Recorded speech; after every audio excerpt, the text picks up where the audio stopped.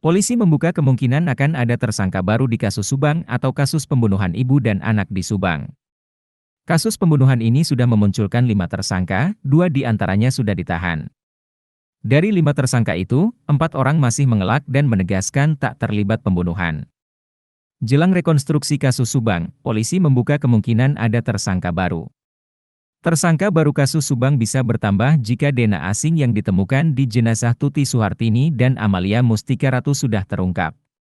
Saat ini polisi terus memeriksa saksi-saksi. Salah satu maksudnya untuk mencari kecocokan dengan DNA misterius yang ditemukan di kedua jasad korban.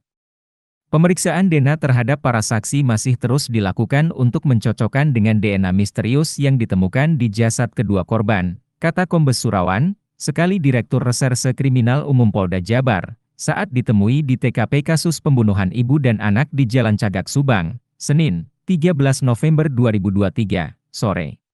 Surawan juga memastikan, jika DNA tersebut berhasil diungkap, tak mustahil kemungkinan ada tersangka baru dalam kasus kematian keji Tuti Suhartini dan Amalia Mustika Ratu tersebut.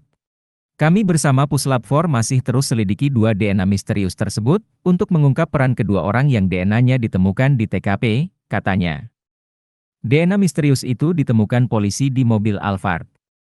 Seperti diketahui, jenazah Tuti dan Amalia ditemukan ditumpuk di bagasi mobil Alphard yang diparkir di garasi rumah TKP di Jalan Cagak, Subang. Pembunuhan Tuti dan Amalia dilakukan 18 Agustus 2021 silam.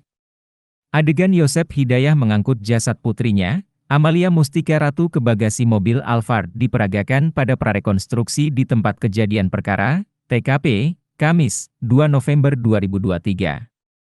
Prarekonstruksi kasus Subang ini tepatnya dilakukan di rumah Tuti Suhartini dan Amalia Mustika Ratu, di Jalan Ciseuti, Desa Jalan Cagak, Kecamatan Jalan Cagak, Kabupaten Subang. Saat prarekonstruksi ini digelar, tim Polda Jabar hanya menghadirkan 1 dari 5 tersangka yang telah ditetapkan. 1 tersangka tersebut adalah Muhammad Ramdhanu alias Danu, sementara keempat tersangka lainnya diperankan oleh pemeran pengganti. Adapun, terdapat sekitar 95 adegan prarekonstruksi yang diperagakan ketika pembunuhan terhadap ibu dan anak itu terjadi, yang diurut berdasarkan keterangan Danu. Salah adegan yang diperagakan adalah adegan ketika Yosep mengangkut jasad Amalia Mustika Ratu ke dalam mobil Alphard. Reka adegan tersebut terjadi dalam adegan ke-70-85. Berdasarkan pantauan tribunjabar.id dari luar TKP, Yosep terlihat mengangkut Amalia yang digantikan oleh manekin.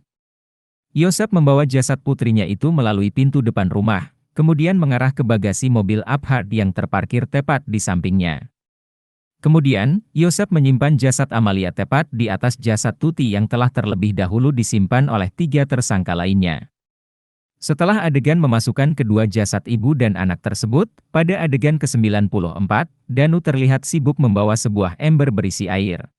Air dalam ember itu untuk membersihkan lantai dari bercak darah maupun bekas kaki para tersangka yang ada pada bagian depan hingga ke dalam rumah.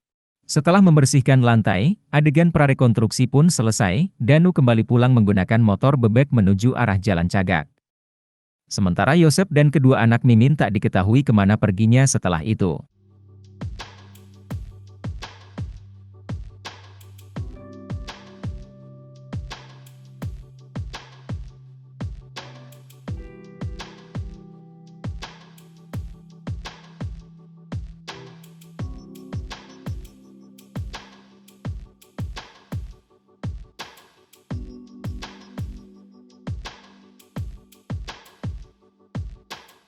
Download Tribun X sekarang, menghadirkan lokal menjadi Indonesia.